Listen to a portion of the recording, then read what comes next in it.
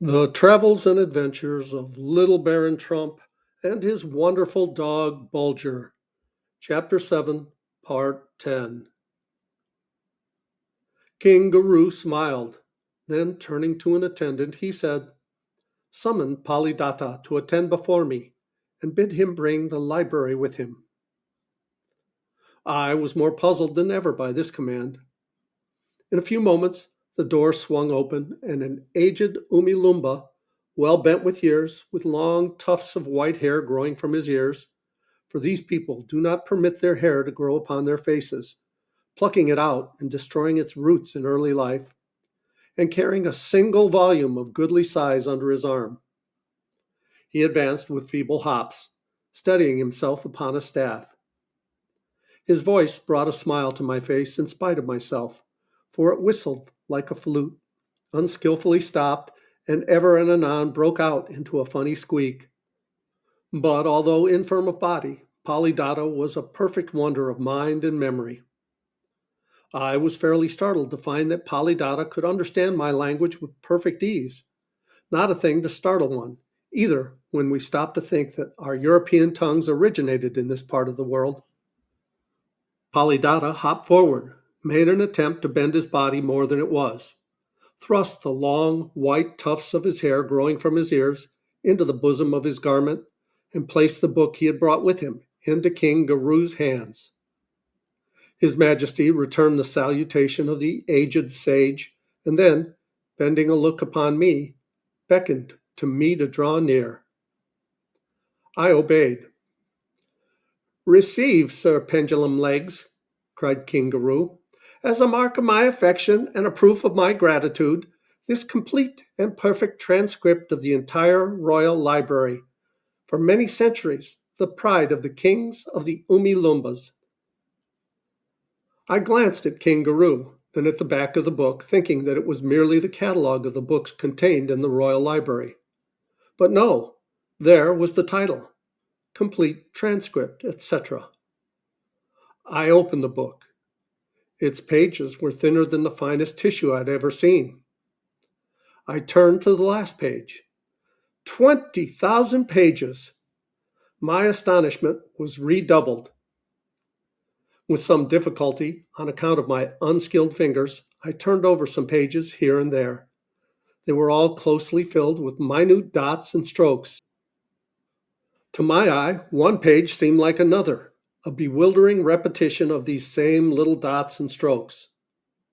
I looked up at King Guru and Palidatta. They were both much amused over my confusion. Like a flash, the truth burst upon me. It seemed to me like waking from a dream. Yes, there was no doubt of it. I was that moment in the land of the original shorthand writers. Here had arisen the mysterious system of recorded language by means of dots and strokes, of which so many men in so many different countries in different centuries had claimed to be the inventors. In my readings of ancient peoples, I had often seen it darkly hinted at that far, far back in remote ages, there existed a race of beings with short arms and tiny hands who had invented a written language to suit their wants, in which absolutely no letters at all were used, the words being represented by dots and strokes placed at different heights to denote different sounds. With a sort of breathless delight, I now sat down and began to examine the book anew, pausing every now and then to repeat a few words of thanks to the king of the Umilumbas. "Inform, little man all head, most learned Palidatta," cried the king, "how many volumes he holds in his hand." Palidatta caressed the white tufts hanging from his ears and spake as follows: "The royal library which thou holdest in thy hand contains 8,000 volumes, all rare and valuable, and only to be found in the library of our royal master.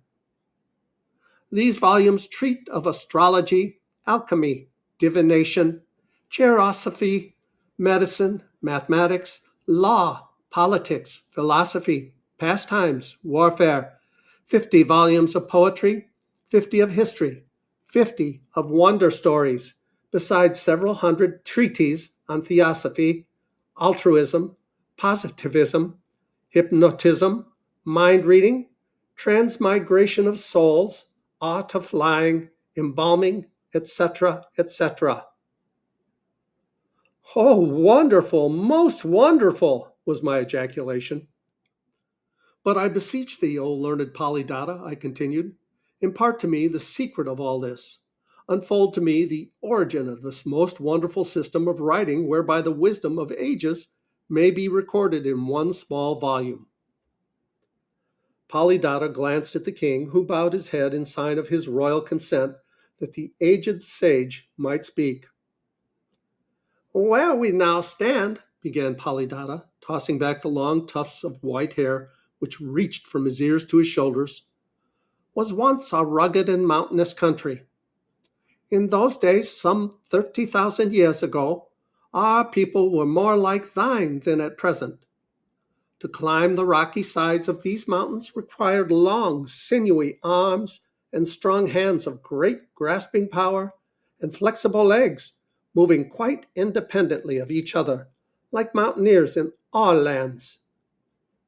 But all of a sudden, these rocky crested heights began to sink, and the valleys to rise.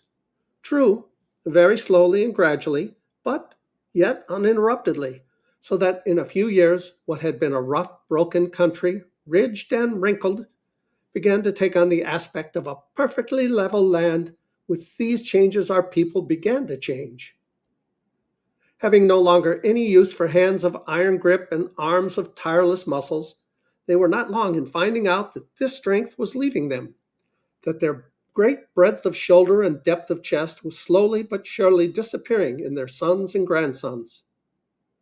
By a strange fatality, about this time, a terrible flood passed over our luckless land. Our panic-stricken people had just enough time to escape. For several months, the regions once inhabited by a contented little nation were covered by water many fathoms deep. When at last the waters had subsided and our ancestors were permitted to set foot again on their native soil, what a change met their eyes! This vast dominion of our gracious master, King Garou the Thousandth, had become as you now see it, a perfectly level plain, networked by the countless narrow but deep and swift rolling streams. But the soil brought in the arms, so to speak, of these raging rivers and cast upon our houses, buried them far beneath what was of most extraordinary fertility, just as you see it now. Every manner of plant, fruit, flower, vegetable, and grain grows here without cultivation when once planted. Our people were not slow to take advantage of nature's kindness and build up once more the happy homes destroyed by the flood. But now we were brought face to face with a most wonderful state of things. Here we were shut in, surrounded by a vast network of streams, and yet taught by our terrible experience so to dread water that not even to escape from death itself could our people be induced to swim across one of these little rivers or pass over it in any sort of boat. Time went on. It was either a question of living on these long, narrow necks of land and walking scores of miles to pass around the bends and curves of the streams, or else jump over them. Our wise men issued instructions to our forefathers telling them how from early childhood they must train their little ones to leap, encouraging them by rewards to keep up the practice until leaping became as easy to them as walking and running had been. The royal ancestors of our most gracious master enacted most stringent laws against walking and running. In a few generations, great changes took place. It was not an unusual thing to see a child of 8 or 10 leap 6 or 8 feet over rivulets while playing some game like your hide and seek. As these child hoppers increased in years, their power of leaping soon led them to see that they could advance much more rapidly by jumping than by the ancient, toilsome way of setting first one, then the other foot forward. The streams now widened, putting the leaping powers of our people to severe test. But we overcame every obstacle, and in a few generations it became a rare thing indeed to see an Lumba moving about in the ancient manner, as you may easily imagine. Nature could not furnish vigor enough to enable our people to transform themselves in this manner, and at the same time preserve their length, strength, and power of shoulders, arms, and hands. A most astonishing result showed itself. What was gained below was lost above. Our people's arms began to grow flabby.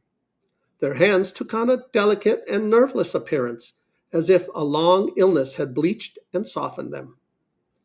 Then the wise men of our nation noticed another change.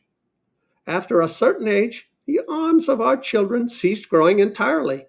And although our physicians made extraordinary efforts to overcome this sudden stoppage of growth, which usually occurred when our children reached their 10th year, yet all their exertions were of no avail.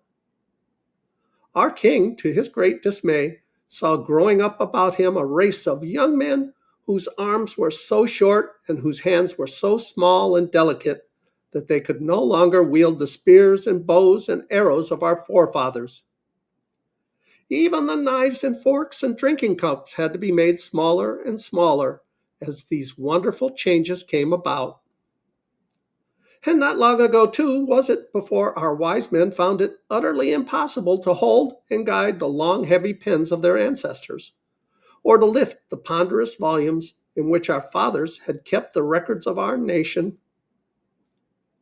With smaller pens came smaller books and finer writing, until at last one of my ancestors, in a moment of happy inspiration, conceived the idea of giving up the ancient way of writing by means of 20 or more of letters, so large that only a few of them could be written upon one line, and of which 2 or 3 were necessary in order to record one simple sound, and of using little dots and strokes as fine as hairs to represent the sound of our words.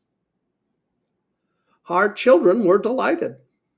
Their short arms and tiny hands were well fitted for such work. In a few years, the new system of writing was taught in all our schools, and by royal edict became the only lawful method of writing throughout the kingdom. Later, another of my ancestors greatly improved the system, so simplifying it that whole sentences could be recorded by a single tiny dot or hair stroke. By means of this wonderful system is it that we are enabled to compress a whole library into a single book, as you have seen, and to make it possible for our royal master to carry about with him on his journeys the assorted wisdom of ages in so compact a form that it may be placed under the royal pillow and yet not wrinkle it.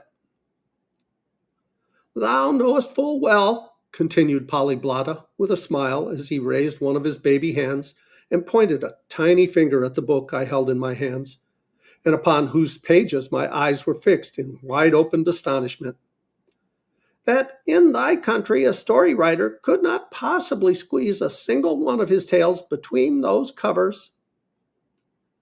King Guru laughed heartily at this speech. After a few moments more of pleasant chat, I was dismissed by His Majesty with promises of continued favor.